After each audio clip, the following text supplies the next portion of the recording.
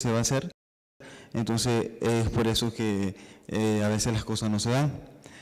Quisiera una manera breve, por ejemplo en nuestra institución todos los años, 2 veces al año hay asambleas, y en las asambleas participamos todos los estudiantes, participa el rector y los decanos, entonces esa resistencia disminuye hacia el cambio. Entonces yo lo que propongo es que mientras no haya la interacción de todos los miembros, de todas las partes asociadas a ese cambio, pues vamos a seguir mal.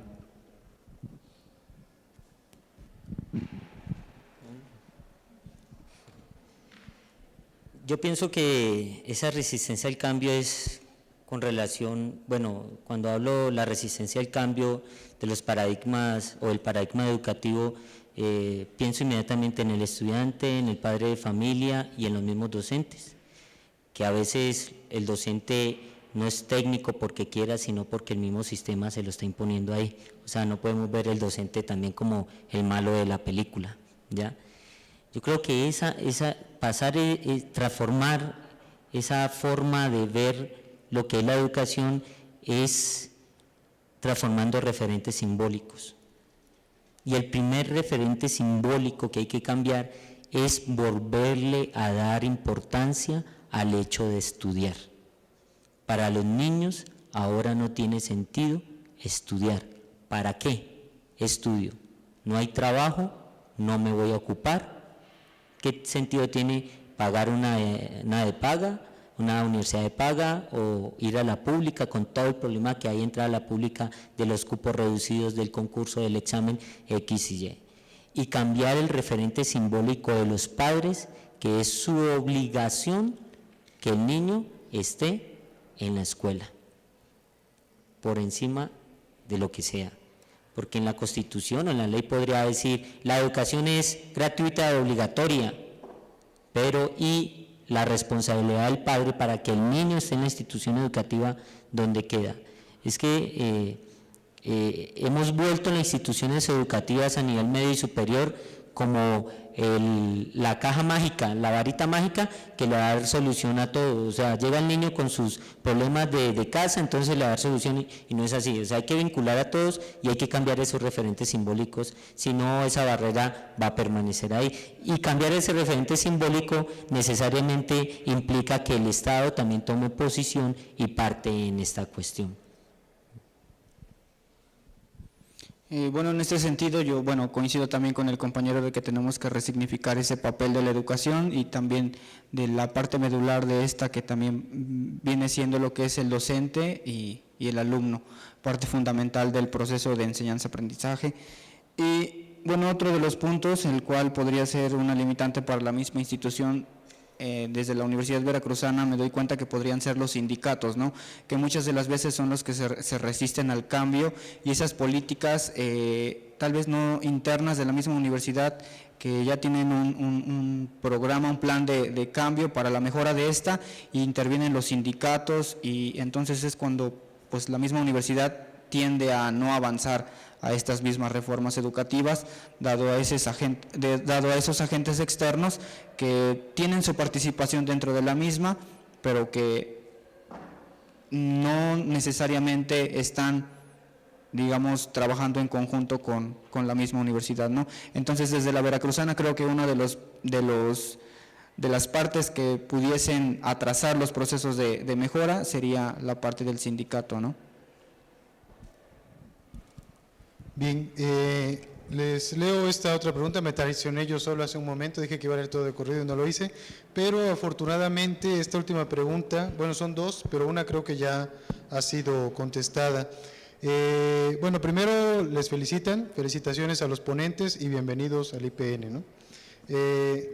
Y pregunta primero, desde su experiencia, ¿cuál es el papel del docente para articular el currículo y la responsabilidad social? Creo que ya hemos abordado esa pregunta o se ha comentado al respecto, pero aquí hay una que me parece bien importante. ¿Qué proyecto tienen ustedes al concluir sus estudios? ¿Personal? ¿Ya es una pregunta personal? Bueno, en lo personal, y también voy a hablar un poco de mis compañeros, hace 9 años estamos expandiendo la movilidad académica y creo que muchos nos vamos a venir acá a México. Sí, sí. La pregunta es personal, ya que en su momento hablábamos, ¿no?, que la movilidad académica, eso nos enriquece como persona, nos da un valor agregado, y el día que regresemos a nuestra patria, entonces, como somos ingenieros humanistas, entonces vamos a dar ese aporte que tanto necesita nuestra sociedad y nuestra familia. Sí, evidentemente en el caso personal, tengo muy bien claro que terminado mis estudios, agradeciéndole mucho a México por su excelente educación, yo cuando salí de mi país, de mi pueblo, porque soy de un pueblo, pensé en los niños. O sea, salgo de aquí es para cualificarme, para venir a hacer de mis niños mejores personas, porque ese va a ser un futuro mejor. Entonces, no porque me voy a ir, no porque el país esté mal, porque Colombia lleva 40, 50 años en la misma situación, no porque el país no tenga la gente agradable, de hecho me han recibido muy bien, los mexicanos son muy colaboradores, muy solidarios, pero sí inmediatamente regresaría a mi país a reproducir lo aprendido. Desde mi punto personal, estoy ya por concluir la licenciatura y bueno, está dentro de mis actividades continuar con mis estudios profesionales de maestría, que ya estoy, prácticamente este semestre concluyo los estudios y bueno, de incluirme dentro de una de las maestrías de la misma universidad. Bien, pues gracias. Vamos a cerrar con comentarios breves a manera de conclusión, desde su propia perspectiva, por supuesto, para que ¿ya se nos venció el tiempo? Perdón. Entonces, para que ya cerremos la actividad de esta mesa, ¿no? Pues empezamos. Bueno, en lo personal esta mesa me ha dejado mucho que reflexionar, ¿no?, en torno al tema de la educación y esas modificaciones curriculares, y creo que como instituciones de educación superior todavía tenemos mucho trabajo por delante, en el cual nosotros como profesionistas tenemos que intervenir para atender estas problemáticas que se presentan en torno a la educación y a los diferentes sectores que inciden dentro de la misma sociedad, ¿no?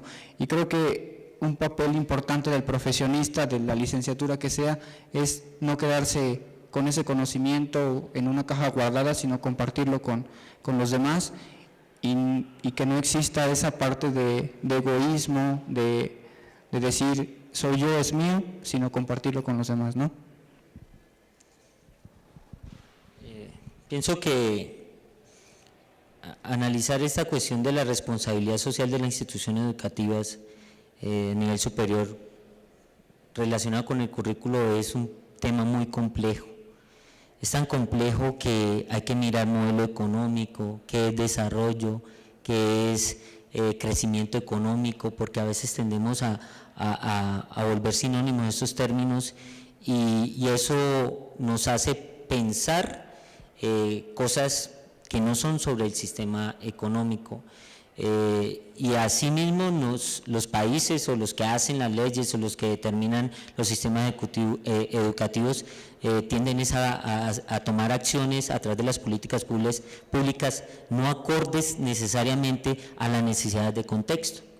Un ejemplo, ya lo sabemos, el modelo por competencias, funciona muy bien en Alemania, país industrializado, funciona muy bien en Francia, país industrializado, pero lo quieren implantar, bueno, está funcionando en Brasil porque es un país emergente y tiene sus políticas que posibilita que tenga desarrollo económico, pero en países donde no somos industrializados, donde no hemos superado el renacimiento, donde seguimos siendo agropecuarios, y el modelo por competencias de la transformación de la materia prima y darle un valor agregado. Entonces, es un problema tan complejo que hoy nomás estaba leyendo en clase un texto de Brunner, un autor colombiano, que decía que los países latinoamericanos tendrán que cumplir las metas del siglo XX y a la par ir cumpliendo las del siglo XXI. La universalización de la educación preescolar, media y superior, y además de eso, irle incorporando las TICs. Entonces, cuando uno lee eso, uno dice, no, espérese, eso ratifica lo que estoy diciendo, no hemos salido del Renacimiento y ya nos están hablando de posmodernidad. Entonces, es muy complejo, y tomar decisiones en cuanto a esto, en cuanto a diseño y rediseño curricular, es demasiado complejo. Bueno, yo he concluido que la problemática a nivel latinoamericano es la misma: pobreza, inseguridad, narcotráfico, diferencia de género, pero nosotros, la dirección superior, los estudiantes universitarios, independientemente de tantas dificultades que tengamos en nuestra patria, creo que nosotros somos los que tenemos que dar ese primer paso y romper con esa frontera, porque no cabe la menor duda que los que estamos acá hemos pasado esas dificultades, y entonces nosotros tenemos que ser ese ejemplo y decir que lo único que nos queda es tener una mejor visión, una mejor aptitud y aprovechar los medios que se nos presentan en el momento. Bien, pues muchas gracias.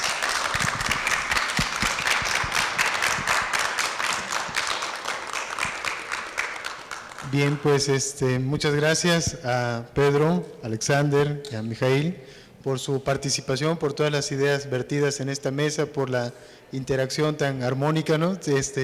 No sé si les pasó, pero sentí que de repente estábamos como muy rígidos, muy tiesos, como muy de formato, y ya de pronto como que nos faltó el café incluso, ¿no? Para seguir aquí charlando.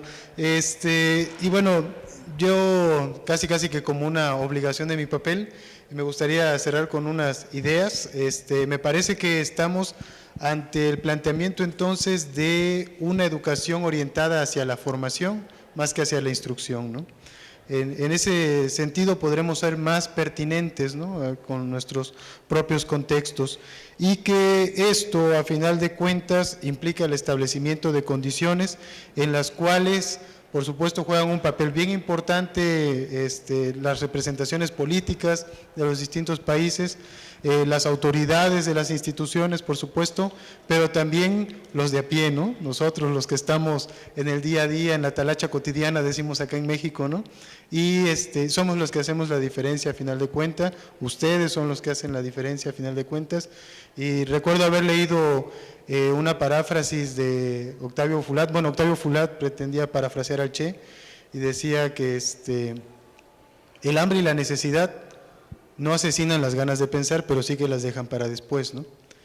Y creo que muchos de nosotros quizás somos ejemplos de que con todo el hambre y necesidad asumimos y abrazamos esas ganas de pensar, ¿no? Y las dejamos para después quizá algún momento, pero aquí estamos, ¿no? Y para adelante, ¿no? Como quien dice. Entonces, pues sería todo, creo, por parte de esta mesa. Muchísimas gracias a ustedes. Ha sido un placer. Y gracias. Y bueno, ahora procedo a entregarles sus constancias. Sí, sí, se vale aplaudir, claro, desde ya.